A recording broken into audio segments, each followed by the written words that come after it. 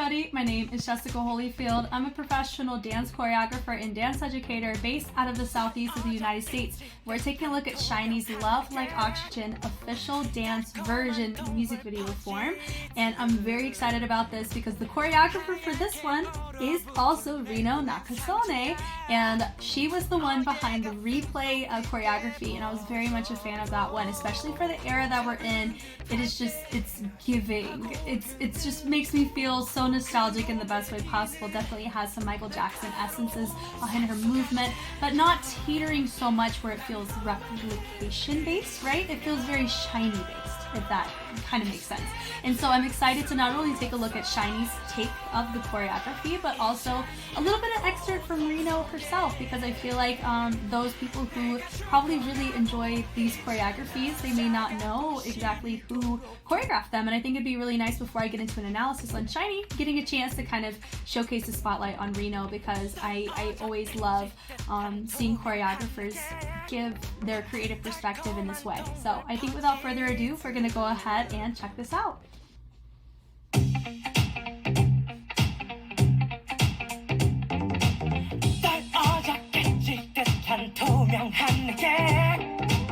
달콤한 동물 퍼지듯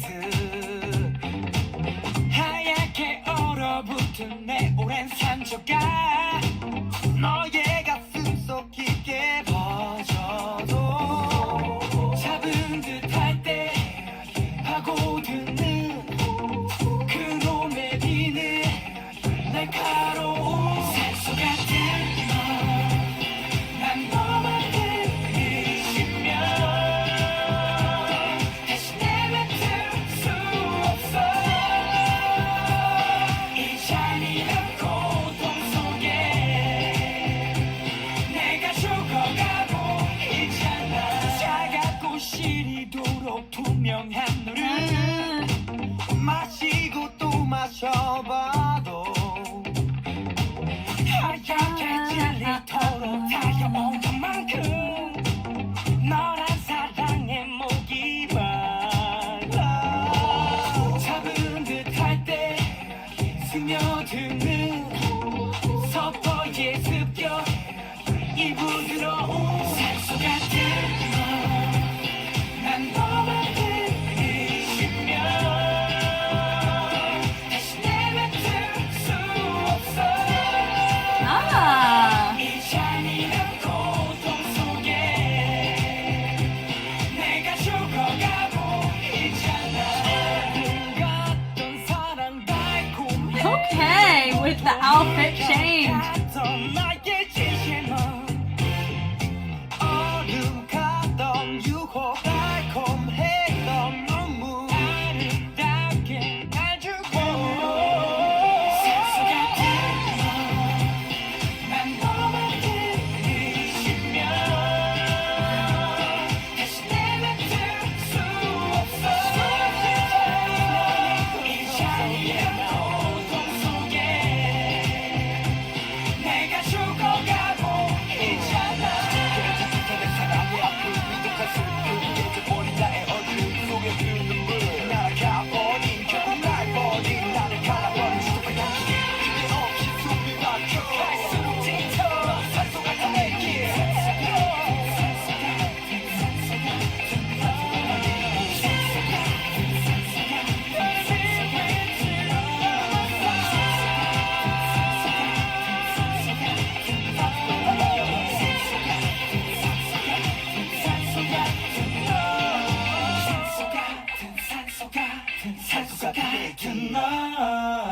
That was very fun, suave even, you know? Now what's really funny is in my head I was like, it feels familiar, and honestly it feels like, you know, how that bass hit.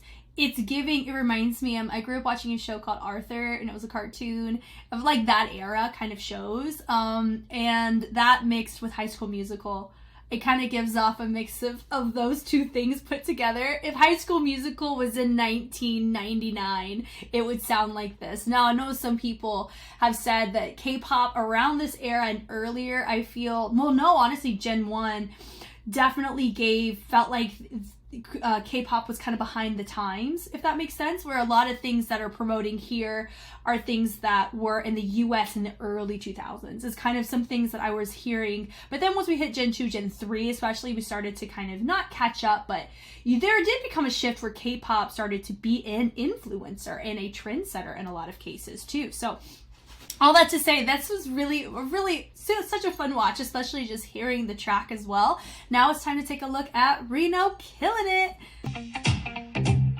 Now, I do know with this is mirrored, so please keep that in mind. I do know that. Can I recognize anyone?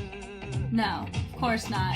It is blurrier than the original. Love that.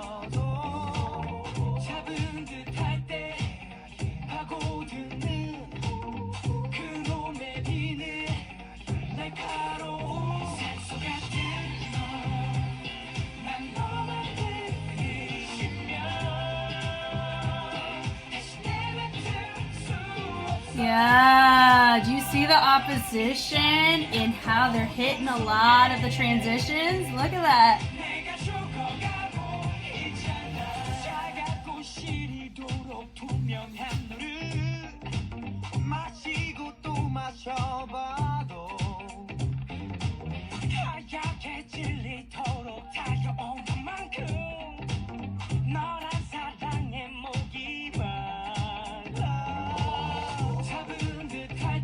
Yeah.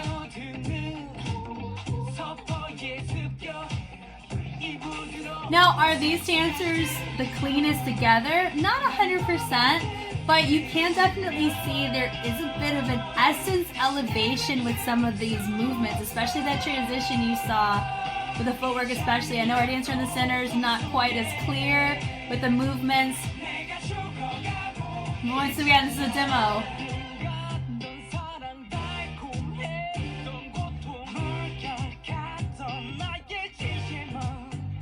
Oh man.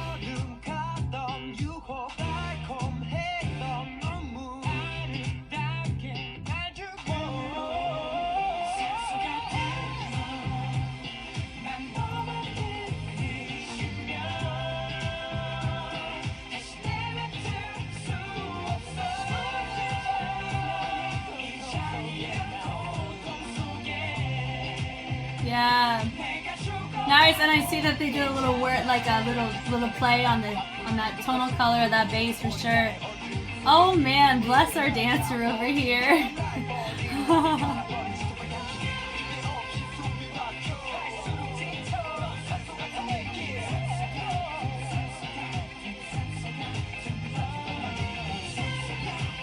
Yep.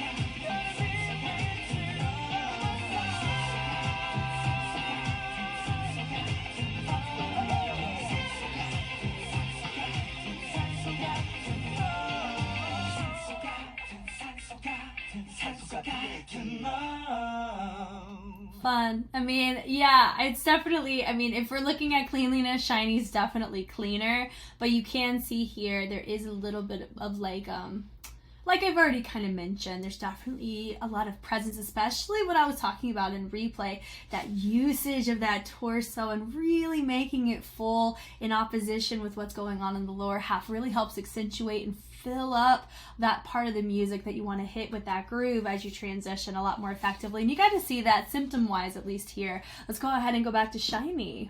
Okay.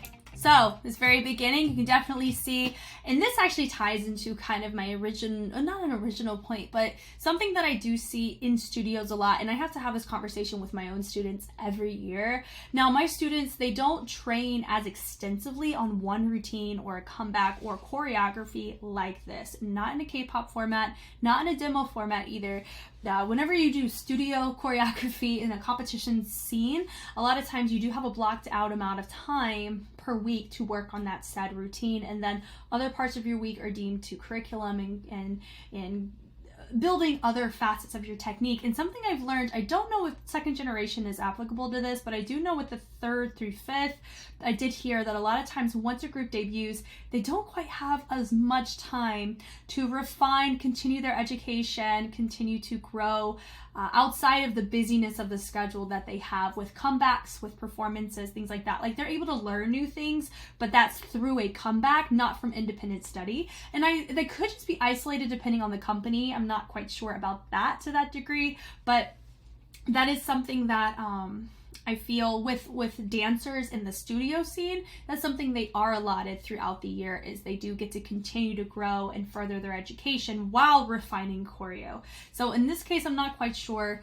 in that realm, but that's how you get certain pacings. A lot of times it may take certain groups a little bit longer to refine certain skills that they have because of just that not having the time to refine it in its independence as a drill or as a foundation, but mostly having to take it and glean from it from a choreographic perspective, like here. Because remember, choreography is supposed to be the application of technique and foundation that you have. And for me, I would consider myself a fundamentalist type of teacher, in the words of Mansell Durden, where I really do try to care about the why behind the movement, not just giving movement for the sake of doing it. And that's what makes me really enjoy doing this analysis, is hopefully I'm able to help others who may think that way be curious as to why they like choreography the way that they do. Hopefully I try to bring some form of clarity to that. But how they set this up, it's very clean. And I think I just realized I didn't even make my original point. That I'm sorry. My original point that I was going to make is whenever you're really clean in choreo, or whenever you refine choreography, something that starts to go away, one of the first things that starts to go away is your torso. The groove, or whatever tricky part texture-wise you wanted to integrate with your torso. Especially if it's a style you're not super familiar with. That was my original point. So in this case, do I feel like we kind of may have been a tad bit off balance in terms of we focus more on the synchronicity over the essence and the presence? Potentially. Also, side note, in regards to debuts, something I've noticed is a lot of groups tend to do a lot of prep work for their debuts, or their bodies are way more refined in the drilling process of a debut compared to a comeback. And so you are going to see an ebb and a flow of, oh, why did this one not feel as clean as their debut? XG is a great example of that. It also could be from how busy their schedule is. They're not able to refine or drill it or make it as clean as they normally have it set as such. There's so many environmental factors, but that's something I've noticed is debuts typically are significantly cleaner than the preceding comebacks. But it's not saying the comebacks aren't clean. They just don't have that weird animated crispness about them sometimes because they're not working on their comebacks nearly as much as they worked on their debut. So that's something that I've learned over watching the behind the scenes on a lot of the newer generations. So, but once again, take my word with a grain of salt, get curious and look it up for yourself as well. And I love the dialogue for it. Anyway. Enough about overview. Let's talk about this. I love the accent of how he chose to kind of just open up, make it a little moment, and they peek up. Love also the fact that we all have different colors represented. It's just fun. And love the accents once again. Great intentionality with the head. You have 2 looking front. Well, 3 looking front. Well, no, all of them looking front, except for one of them. He's looking over to the side. So maybe that's something where, is he supposed to look front, or is he supposed to look side to kind of help mirror it, or is he supposed to look this way? That I don't know. This kind of works. Actually, definitely works. Because everyone is kind of still. I do feel like one of them moves ever so slightly. I think that would be, I don't know if he was supposed to or not, and that could potentially take away from what your feature's doing, but because our feature was so extroverted in movement, it didn't really take away that much, if that. And I like the usage of the fact we only have 3 chairs with an odd number group of people with 5. And I know, of course, we have 3 is an odd number for chairs, but normally when you see people integrate chairs, everybody has one. So it's nice that not everybody has one, because you're able to always have to have levels represented, and that's kind of cool. So having everybody look away except for your feature, and of course you have the one who is by the chair, by the feature, he's also looking front. I love the energy pulling over to stage right. It makes it very clear for us to know what we're looking at. This little brush, it did feel very, kind of placed with the movement. It didn't feel like a casual brush, like maybe what you saw in that demo, and that's okay. Remember, that's just one little note that goes back to one of my points I made in the beginning of, with movement, and as you clean, sometimes the essence or the pedestrian natural cohesion of the movement may not register the same way as if, you made it yourself. So that's just a little side note there. Yep, love how boom, boom, and having your next feature and everyone kind of looking away except for one feature or one individual looking front with your feature. So it's kind of nice, and I love the choice that they slid the chair to the side, but they swiveled their body, so it really made a nice little illusion to push it out of the way and create more space for everybody. And even with our back dancer, he comes in, but he's kind of a little bit squatted. So it still allows that feature to be nice in the tallest point of the level, but he's able to build up and create more fullness behind the feature. So once they're ready for their next formation, they're ready to go. I love that choice, making it through. Yep, I love that, boom, da-da, nice little swivel over at the head, having our two complement each other. It could be a two-part feature, not sure, or everybody's singing that, I don't know. But I really like that choice, doom, doom, doom. Do I feel like we're using our chest or our torso as much as we were in replay? I don't feel that way, but also too, I know that we got a lot of promotion happening at the same time, so it could be, you know, it's just, even the same choreographer, how the presence and essence is displayed is different, and that's absolutely okay. So I feel in this case, that would just be my general note I'm noticing is seeing more consistency in using that torso, because it was just what made that replay choreo really stand out in a great way, was that utilization. And here it does feel more placed, but nothing crazy about that. I love hitting it through, and once again with that accent with the lower half and the upper body is super nice. Switching it through. I love that dig, ding, doom, doom with the switch. That was really nice to see. And then looking through, having a little energy. Notice that some of their range of their arms, and range means how to get from point A to point B, not just the A, not just the B. They're not quite as on the same page going from those two sides. And once again, totally fine, very minimal. I like that brush down or just that kind of flick of the jacket. That was enjoyable. Hitting boom and a boom, that was super fun. Little collar pop was super fun too. Switching boom, boom, look, with a little throw the hands, super nice to see. Yeah, once again, instead of really going down and creating a hinge of the hips, they went down and made it more of, you know, allowing the energy to travel down the body in the transition and use that flick to help tailor in what we saw earlier in the course. That was super nice. And of course, hitting that little mix with the guitar. I do prefer the demo version of that accent. It felt very general, very intentional here. Yeah, it felt very, I felt it may have been carrying the posture potentially too upright for that kind of riff that you would hear that fran out. Normally when you hear that fran out, you're like, ooh, like you sink into it. You know, it caters more towards a pocket in music, you know? And so for me, because we lifted up, it kind of felt like we were coming out of a pocket when we should have been going into a pocket. Now that's for me, of course, that's an always up for debate thing, but for me, when I look at when you take texture away from movement for synchronicity's sake, that is one of those things that would end up happening. Now, is that a make it or break it for me? No, it's just something that I noticed, or something that may have made me feel like something felt different about how they hit it here versus how it was hit in the demo and how it really stuck out in that demo for me personally. And I like switching it through, boom, boom, cha. Notice as well, everybody has their arms super straight except for one of our guys, a little bit bent there.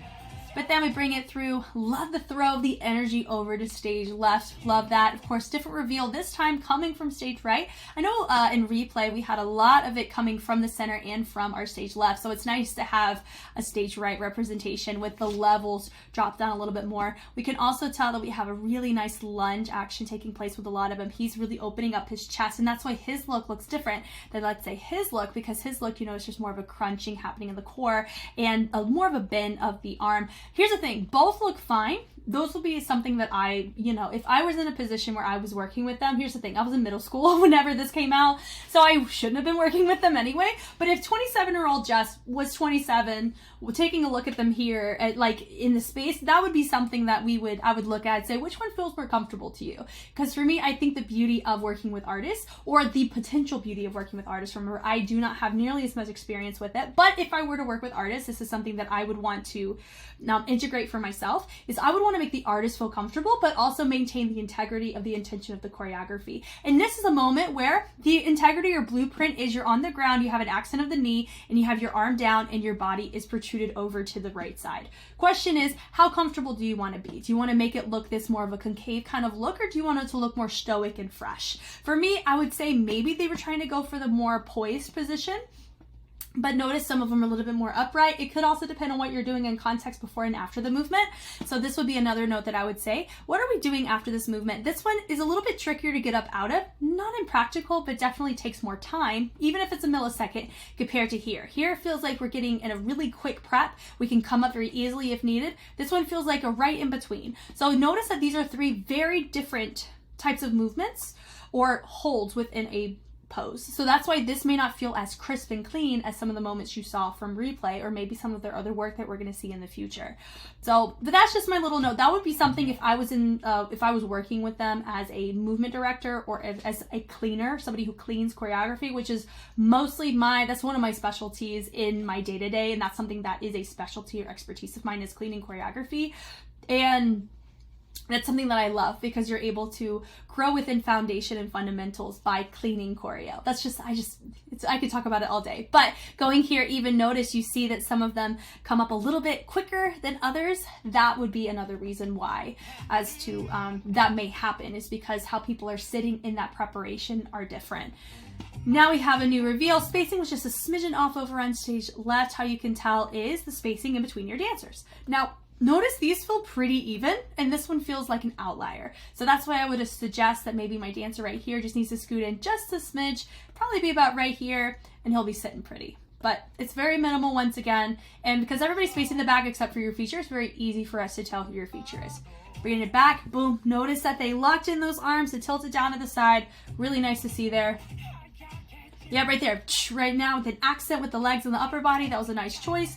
Swinging it through, G, G, G, G. Now, do I feel like that upper body may not have had that right around amount of range like what we've seen before? Yeah, notice that some made it more subtle, some made it really loud in movement. That would be something to clarify as well.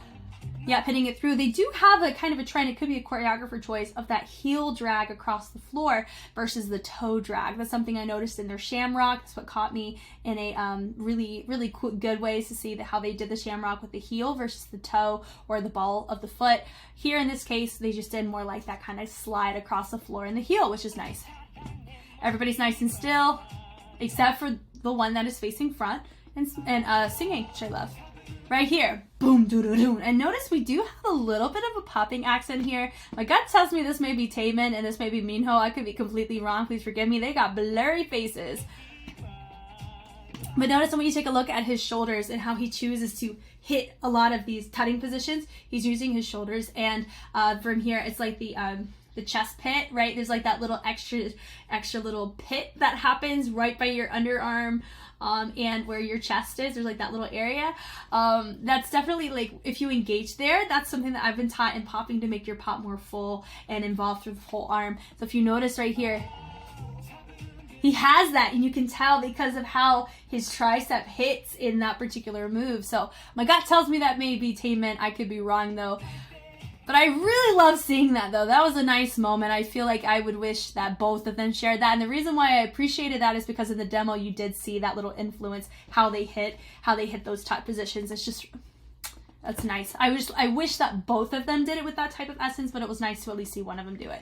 Now taking the chair, dragging it in. I love the beauty of the mirroring of the transition. Now a lot of times people can neglect, when they walk away, they're not being intentional about who their mirror is walking away with and them going to the same place or leaving the stage around the same time. That just feels balanced in your formations and in your movement and in your choreography. So I appreciate the fact that we're being intentional with that on both sides. Then having the accent here, we have one of our dancers over on the side, and you have your two setting up, making these chairs closer, walking around at the same time. Love that, turning it through. Here we go. Now right here, we're right here ready to go with those 3 chairs. We have 2 of them in the chair. Look at the level, beautifully represented. It's nice to have levels. Now I love that. Boom! Different accents. Notice they're kind of taking the responsibility of making it a polyrhythmic section. Makes us understand the fullness of the music, but no one is carrying the heaviness of trying to integrate all of the sounds in one movement quality of one person. They're separating the responsibility with multiple levels, and I always appreciate that. That's a smarter, not harder mentality, and sometimes that's the most practical approach. And I like that boom in here, and then having them take more of the higher da-da-da-da-da. So notice that they take their arms a little bit higher. They're framing their face a little bit more, bringing it back in. Honestly, this is a great kind of choreo. If your leg is in pain, learn the course of the chair and you're Gucci, Or if you broke your hip, use this choreo. I mean, you just think, I've never broken my hip, so maybe you couldn't do this, but you know what? You get my drift. If you're injured or you are not able to dance physically standing for an extended period of time, this could be a potentially great choreo for you to do sitting down. It's really nice. It's a good workout, but you feel like you're part of something bigger than just sitting in a chair. Now, having this right here, I love that they're using their legs here. Notice that they are trying to be in line with each other in the upper body. I do always appreciate that. I really do. This part, that was really fun to see that here too. Boom. Yep. Ding, ding, ding. And across and hop, bringing it in. Sliding in that boom, boom. That was nice versus just going on 1 and 2, 3 and 4. It goes 1, 2, 3 and 4.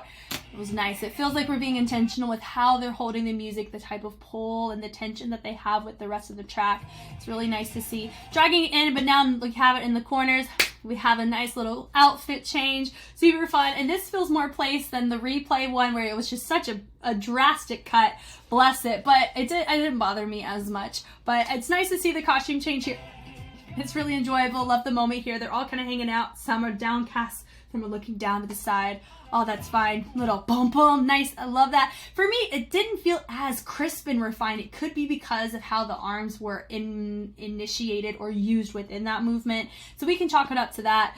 Yeah, but that would be something I'm looking forward to seeing from him specifically, is his movement quality and growth within popping specifically.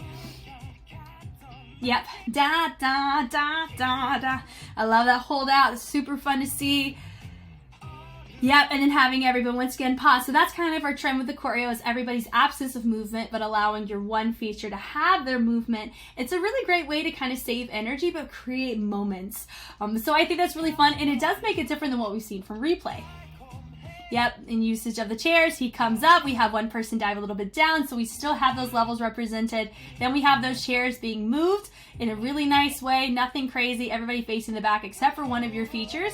Branch out, bum, bum, nice little, not ripple, but movement with the arms. Cannon?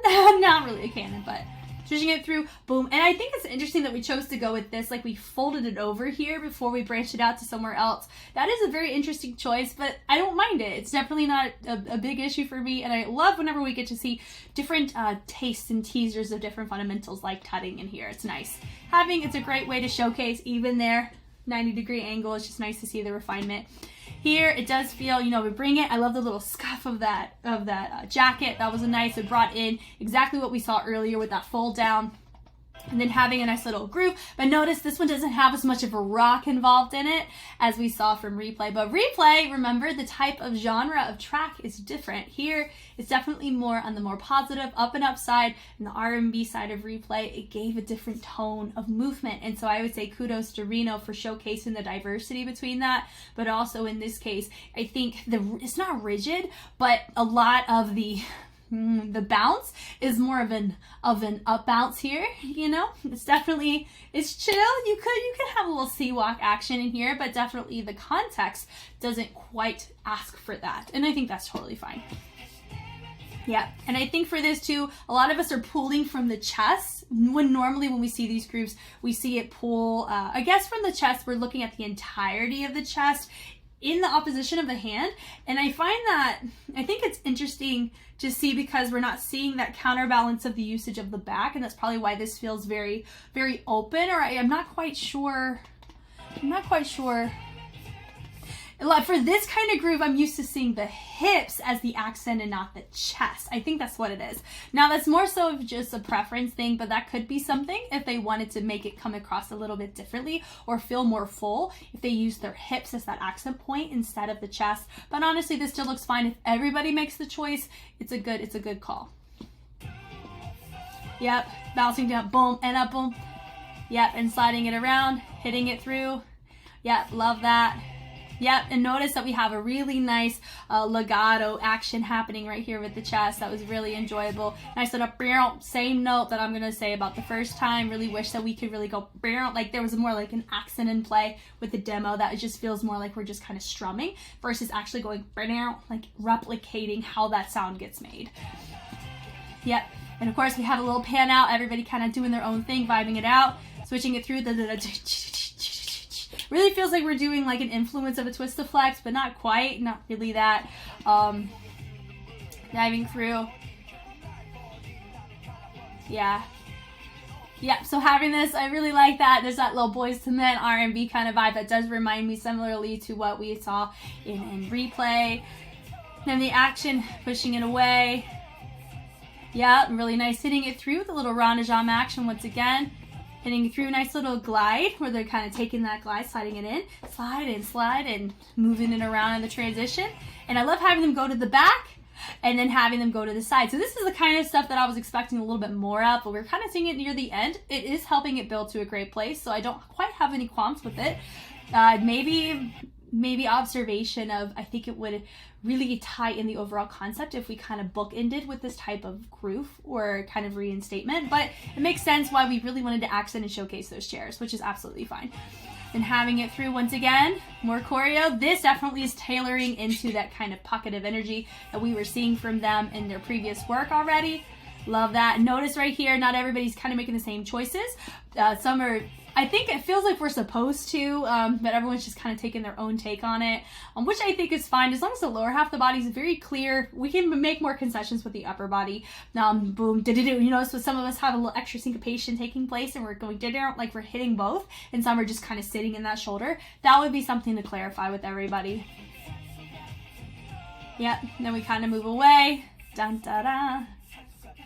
And then we all make our way back and we hang out. So in general, I definitely really enjoyed this. If I were to compare between Replay and Love Like Oxygen, my preference out of the two would be Replay. I think it just, a lot of it tailors to the nostalgic factor of it, of the type of era with that genre of a track, as well as I really feel like the choreography really vibed very appropriately and effectively, and it caught me off guard in a great way in how they chose to integrate it. In this case, it definitely felt more, it definitely matched the track for sure.